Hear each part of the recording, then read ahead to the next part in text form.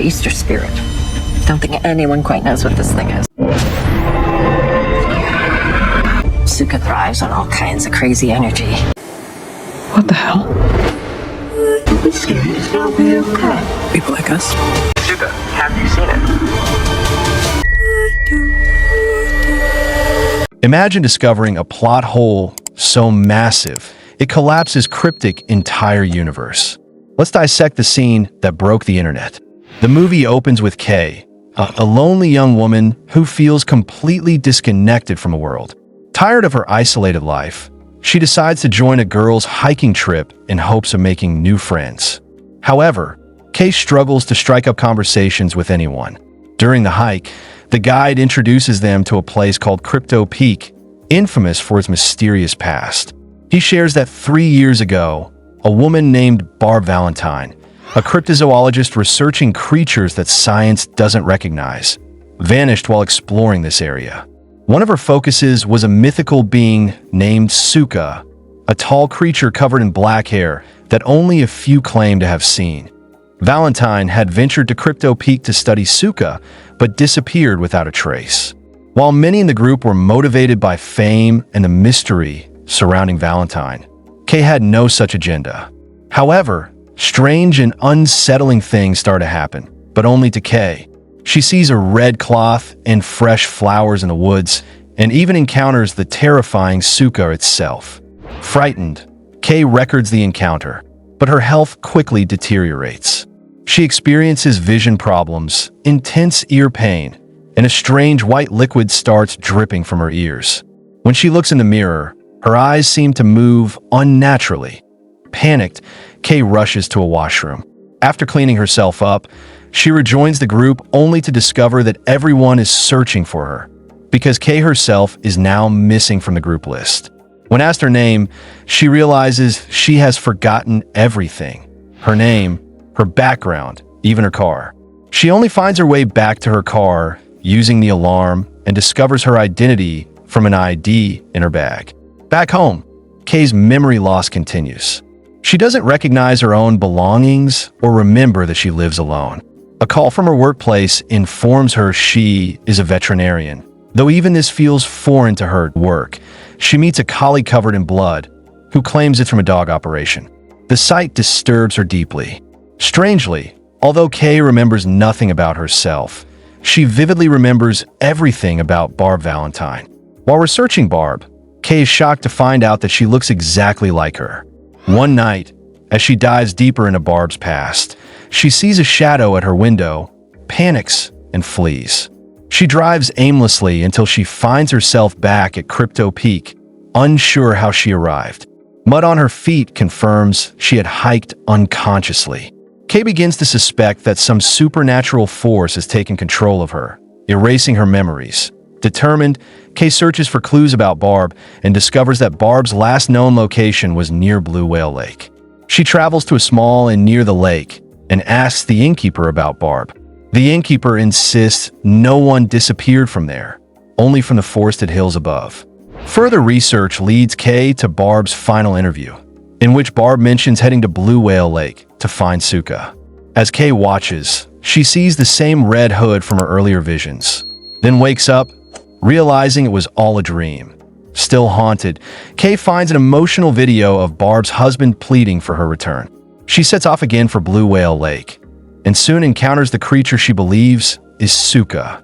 But when the figure removes its mask, it is revealed to be a woman in costume. The woman, also researching Suka, mistakes Kay for Valentine. She takes Kay to her forest cabin and shows her a white liquid collected from trees, the same liquid that once oozed from Kay's ears. The woman also shares photos and evidence related to Suka, including a photo of her daughter who vanished 10 years ago. Kay is shocked to later see this exact girl, looking exactly as she did a decade ago, deep in the woods. Confused and terrified, Kay flees to a hotel where she finds missing person posters including the girl she just saw. She moves to another hotel and continues researching Valentine, finding more videos from Barb's husband. As days pass, Kay's personality begins to change. She increasingly identifies as Barb Valentine. At a bar, when asked her name and profession, she replies that she is Valentine, a cryptozoologist researching unrecognized creatures. That a woman at the bar gives Kay an address to someone who had seen Suka. While visiting this house, Kay finds books supposedly written by Valentine and wonders when she wrote them. It becomes clear that Suka is manipulating her mind to the point where Kay no longer knows who she truly is. The woman in the house shares more information about Suka and even shows footprints of the creature. That night, there is a party at the woman's home. After drinking heavily, Kay takes the woman's son into the woods. The boy eerily asks, "Are we not normal?" Kay is disturbed and retreats to the party. Suddenly, the woman's husband forcibly drags Kay back into the woods and assaults her. During this horrific moment, the strange white liquid reappears, and we see a green glow in Kay's eyes as she becomes possessed again. She attacks the man viciously, and he runs away. In the morning, Kay finds the man still consumed by the mysterious substance and suffering. Terrified, she flees in her car, only to encounter the real Barb Valentine on the road. But when she gets out, Barb is gone, and her car won't start. She walks to Valentine's house, where Barb's husband welcomes her, mistaking her for his missing wife. Though Kay tries to go along with it, disturbing instincts surface. She becomes obsessed with the neighbor's pregnant belly and expresses to her husband that she fears turning into a monster. He dismisses her fears, but that night, when he forces himself on her, she bites him and nearly kills him before stopping. As she tries to flee, he blocks her path, so she runs him over with her car. This act triggers another possession. Kay returns and mutilates the man, with green light glowing in her eyes and white liquid pouring from her ears. She dons the infamous red hood, the same one from her dream's final twist. Kay finds notes written by Barb and realizes a terrifying truth. Barb had once gone searching for her, Kay, after she disappeared, believing Suka had taken her. This entire story is revealed to be a never-ending loop orchestrated by the malevolent entity, Suka. In the final scene, Kay drives to the forest, places flowers at the same tree she saw at the beginning, and is enveloped in an eerie green light as she slowly transforms into a monster. The film ends here, leaving the viewers with a chilling sense of dread and the haunting realization that the cycle may never end. The massive plot hole in Kryptic lies in the fact that Kay and Barb Valentine seem to exist simultaneously, even though the story implies they might be the same person or caught in a supernatural loop orchestrated by the entity Suka.